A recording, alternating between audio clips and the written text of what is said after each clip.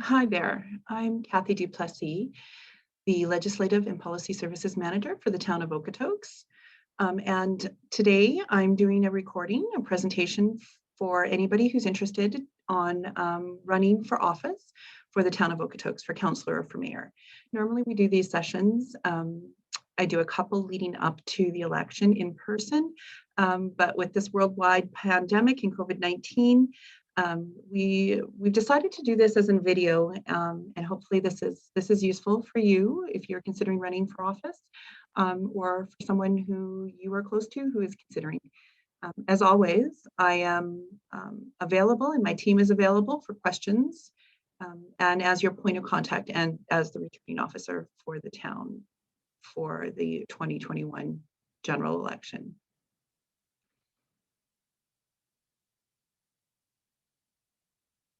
So the term of office for our mayor and councillors under the Local Authorities Election Act, the provincial legislation, is for a 4-year term. So October 2021 to October 2025. You are eligible to run as a candidate in our election if you are at least 18 years of age, you're a Canadian citizen, you're a resident of Okotoks for at least the last 6 consecutive months. So as of March 20th, those 6 months leading up to nomination day, which is September 20th, and that you're not otherwise ineligible or disqualified. So some of the ineligibility provisions under the Local Authorities Election Act is if you're the auditor for the town of Okotoks, if you're an employee for the town of Okotoks, and you still can run if you're an employee, but you need to take a leave of absence, and there's a process to work through to do that. And I would recommend that you contact my team or myself to work through that process. You cannot be indebted to the town of Okotoks for taxes for more than $50, except of course your current tax year, or if you're entered into a tax payment agreement. You cannot be indebted to the town of Okotoks for over $500 for any debt, and in default over 90-day period. Cannot have had a conviction within the last 10 years under an offense under the Provincial Elections Acts or the Local Authorities Election Act. And you cannot have run in a previous municipal election and not have filed a disclosure statement. So as long as you've run previously, you've filed a disclosure statement when those provisions came into effect and force, you should be fine to run again. So filing nomination papers. The nomination form is on our website. It's also on the Alberta Municipal Affairs website. And any person intending to run must file the nomination papers with the town prior to accepting any campaign contributions, funds, or donations. We will, once you have filed your nomination papers, and I as returning officer have signed off on those papers, we will post your name as a current candidate running for office for the 2021 election. And at the time of those nomination papers being filed, we will need you to sign a candidate consent to disclose information, which is a form also on our website, but I can work through that with you as a candidate when you come in to file your papers. And it is recommended with this pandemic, at any time, our office is the municipal center, our office is open now, but people are working remotely and having meetings and are in and out. So, not to waste anyone's time, please contact me or one of my team members and we can make an appointment for you to file your nomination papers. So nomination period is different for this election for the first time ever. You can start filing nomination papers as a candidate as of January 1st, 2021. You can file nomination papers at any time from the January 1st of this year to September 20th, 2021 at noon. Traditionally, before that, it was for a 2-hour window on the Monday, 4 weeks before Election Day. We will still hold that type of period, those 2-hour windows on Monday, September 20th, where myself as returning officer and the team will be in our Okotoks Council chamber where you can file your papers. But you can file them prior to that. And I would encourage you again to make an appointment with myself if that's something you want to do prior to September 20th. So we would ask that you deliver them in person by making an appointment. You must have your nomination form signed by at least 5 electors who are eligible to vote. And that's the same eligibility, over 18, Canadian citizen, resident of Okotoks. I would encourage you again to have more than 5 in case one of those electors might not be a truly eligible voter, or they lose their eligibility, or those types of things. It never hurts to have more than the minimum, which is 5. So you don't have to face potential challenges on a signature. You can appoint your official agent as part of your nomination form if you desire to have that. You do not have to have an official agent, but it's basically the person who's second in command in your campaign, and that if I, as returning officer, one of the legislative services team, can't get a hold of you and it's information we think you need to know, we can then contact your official agent and let that person know. You also, when you file your nomination papers, need to pay the $500 for if you're running for the office of mayor, or $250 for the office of councillor. And again, that money will be returned to you if you receive at least half of the number of votes of the person receiving the least number of votes who is declared elected. So there's 6 councillor positions. If the last one declared elected, the 6th position, had 300 votes, you would have need to get at least 150 votes to get that deposit returned to you after election day. We also need you to file, if not at that time, when you do need to, a candidate information form, and that's basically your financial information, on where you're keeping your campaign account, and some of the contact information. And we also need to have you fill out your candidate consent to disclose candidates information form, so we can put your name up on the website and any other information you would potentially want us to link to. Campaign financing, there is some new provisions too, so I encourage you to go onto the website or Municipal Affairs website to check out what some of those funding requirements are. They have changed, but high level, you can have a totally self-funded campaign, which means then a candidate will fund and not accept any donations or contributions, but will spend up to $10,000 of their own funds within a campaign period to run their election. So previously, candidates that were fully self-funded didn't potentially need to file a disclosure statement, but now the change is all candidates who run in an election must file a campaign disclosure statement after the election and by March 1st, 2022. There is a form for that. It isn't on our website, but I can walk you through that and provide that for you. Campaign contributions. So once you receive over $1,000 in campaign contributions, so donations to your campaign, you need to open a separate bank account, and you need to notify the returning officer of that with that form that I had mentioned earlier, and it is on our website. And it's important to note that only residents of Alberta can contribute to your campaign, and you cannot accept any anonymous contributions. So you need to track any of your expenditures, get receipts for everything, give receipts if people contribute, get receipts if you are making any spending and incurring any costs. Campaign signs. So we do have a separate guideline that is on our website that we ask all candidates to follow. Signs are allowed on private property as per the land use bylaw with the consent of the property owner, but if it's, for example, a corner lot and it's a large sign and you're impeding sight lines of the traffic, we might ask you to move that back or do some other things in order to ensure safety of all our citizens. But otherwise, it's pretty clear on the guideline what's expected. And again, signs are allowed on public property and also in the 3 designated sign corrals after the close of nomination day. So September 20th, 2021, after the close of noon, and up until 3 days following election day, those signs can go up in those public corrals on public property. Election day is Monday, October 18th, 2021. Our voting hours are 6 a.m. to 8 p.m. Our historic voting stations have been the Foothills Centennial Center. We ask those for residents south of the Sheep River, and then the Okotoks Rec Center, the gym for residents north of Sheep River. Candidates agents. So again, I had noted that on your nomination form, you can appoint someone as your second in command. You don't have to if you don't want to. They must meet the eligibility requirements and be declared in writing on the nomination form or in writing to myself, the returning officer.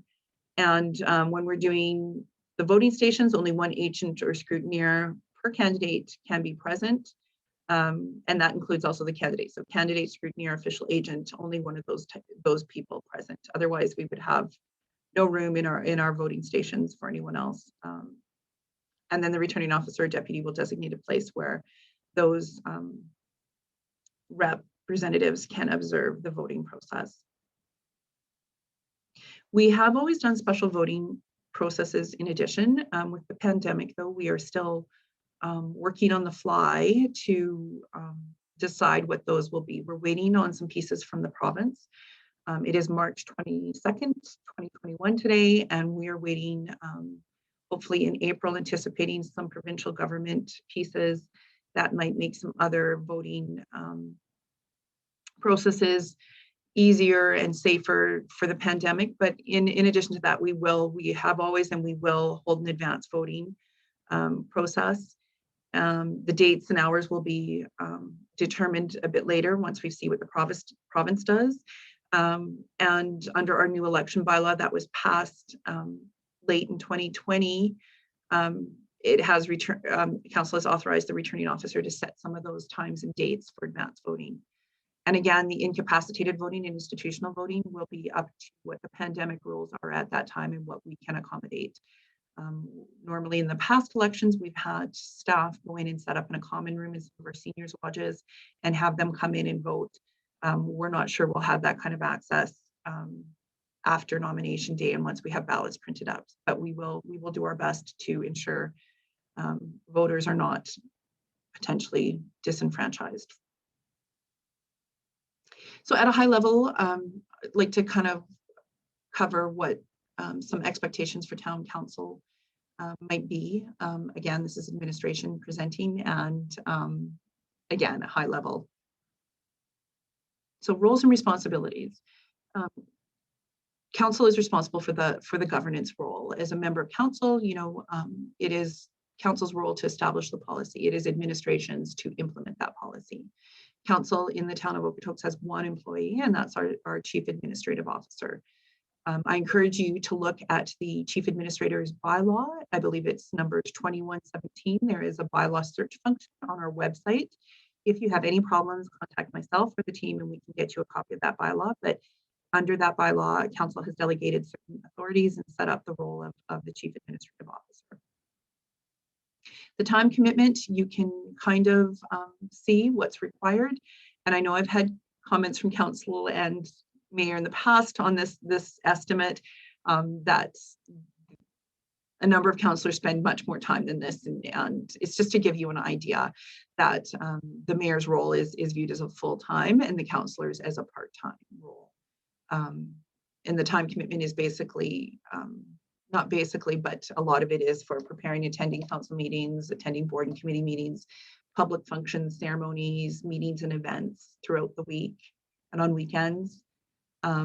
Mayor and councillors have specifically delegated duties under the Municipal Government Act, which is the provincial piece of legislation which sets out and creates municipalities and their roles.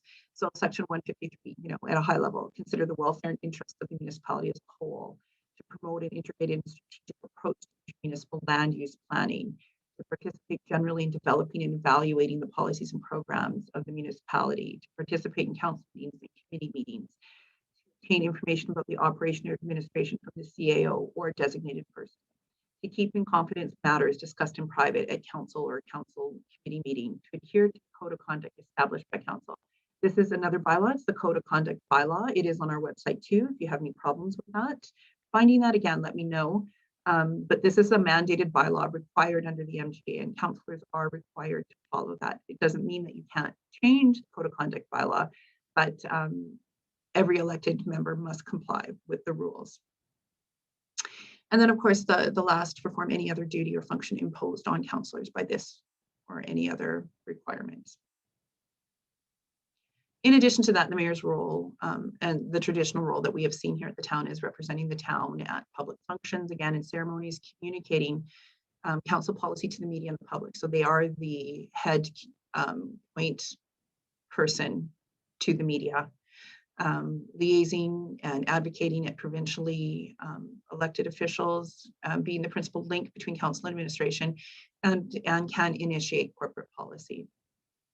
In addition, our mayor presides at all our council meetings and chairs that. So of interest of that would be our procedure bylaw. Again, it's on the website. If you can't find it, reach out to us. That sets the rules for council and how our meetings are conducted. Our meetings are held every second and fourth Monday of every month, except July, August, and December, where we have one meeting those months. Those meetings start at 2 p.m. with our in-camera closed session to discuss those items that are protected under the Freedom of Information and Protection of Privacy Act. And then the public open session begins at 3 p.m. There are other special meetings that council will attend and events, public hearings, orientations, training, our Alberta Urban Municipalities Association convention. That's another good piece of information. If you want to see some roles and some information and advocacy efforts, the Alberta Urban Municipalities Association's website is a good place to look. Excuse me. The other third Monday of every month is our Governance and Priorities Committee, except again during those summer months, July and August and December. And council's expected, council members are appointed to approximately 3 to 5 committees annually. That changes at the organizational meeting every year. This is a list of some of our committees that we currently have existing, and these are our council committees that are created by town bylaw and that we appoint people to. These are a list of committees that are external. There are regional boards and committees and are not created under a town of Okotoks bylaw. These are the remuneration pieces. So again, the mayor is expected to be a full-time position, and there's an optional benefit plan, councillor part-time, and the optional benefit plans. There is a further expense reimbursement piece where loss of wages or alternative staffing, so up to 200 per day for attendance at eligible functions. So if you need a babysitter or you need to take a leave of absence from your work for the day and you need to pay someone to cover that, that is what that annual up to 2,800 piece covers. And the mayor has a full-time office here at the Municipal Center. There is a meeting resource room that all of the other councillors have access to, again, in the Municipal Center. And we have a council administrative assistant who supports council in addition to all of our legislative services team. Some other opportunities to learn that if you're interested in as a potential candidate, we have all of our recordings of council meetings from 2017 on our council website. And, you know, there's also the opportunity, I believe, to ask and talk to current past members of council, committee members, administration people. Although I'd like to reiterate, myself as returning officer, I am your point of contact. So information that you need while you're campaigning, I am more than happy to help you and facilitate that process. Encourage you to review some of the pertinent documents. Again, on our website, vision, our council code of conduct bylaw, our procedure bylaw, business plans, our MDP, our environmental master plan. There's a lot of good information and documents there. Our website is www.okotoks.ca. And as part of this presentation, there's a link to Alberta Municipal Affairs. They have a lot of good resource information and training advice piece for council and municipalities. Questions, concerns that I haven't covered, or to make an appointment to file your nomination forms, there is my email address and my direct line. Please call, please reach out, and I will try and assist you in any way I can. Thank you.